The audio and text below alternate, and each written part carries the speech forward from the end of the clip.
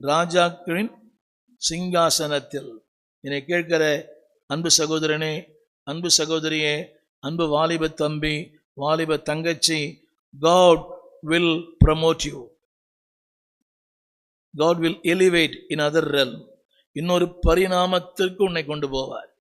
நம்பினால் ஆமென் சொல்லுங்கள். ஒரு ஆசாரியனை எங்கே கொண்டு வந்து வைத்தாராம்? ராஜாக்களுடைய சிங்காசனத்தில். ஆமா, என கேட்கிற உங்களை அதோட உயர்த்துவார். 5க்கும் 10க்கும் அலைய வேண்டிய அவசியமே இல்லை. ஆனால் பி ஆனஸ்ட், உண்மையா இருங்க, நீதியா இருங்க, நேர்மையா இருங்க. தப்புக்கு துணை போகக்கூடாது, தவறுக்கு துணை போகக்கூடாது, அநீதிக்கு ஆமீன் சொல்லக்கூடாது, அநீதிக்கு என்ன பண்ணக்கூடாது, அநீதி தாளம் போடக்கூடாது. நல்லா கவனிங்க. அப்படி இருந்தீங்கன்னா யோசித்து பார்த்தீங்களா? இது ஆசனம். தேசத்தின் ஜனங்கள் எல்லாரும் மகிழ்ந்தார்கள், அமைதலானார்கள்.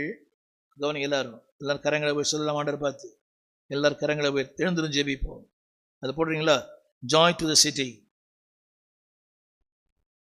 Joy to the city. 2வது கவனிங்க, உங்கள் நீதி உங்களுக்கு மகிழ்ச்சியை கொண்டு வரும். உங்கள் நீதி உங்கள் குடும்பத்துக்கு மகிழ்ச்சியை கொண்டு வரும்.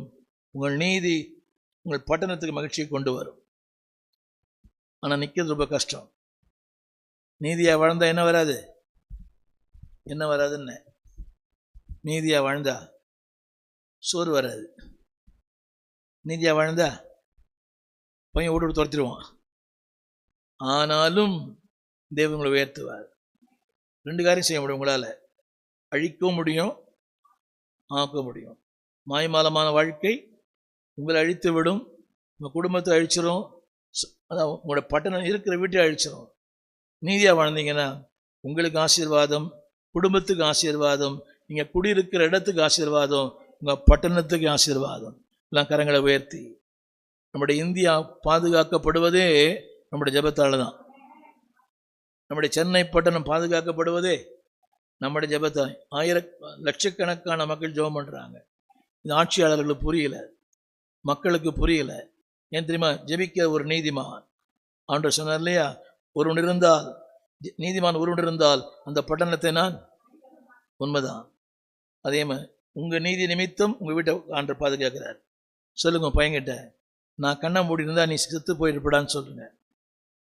நான் இருக்கிற வரைக்கும் தான் நீ உயிரோடு இருப்பேன். பார்க்குறீங்க, நான் கண்ணை மூடினா உன் கதை முடிஞ்சிடும்.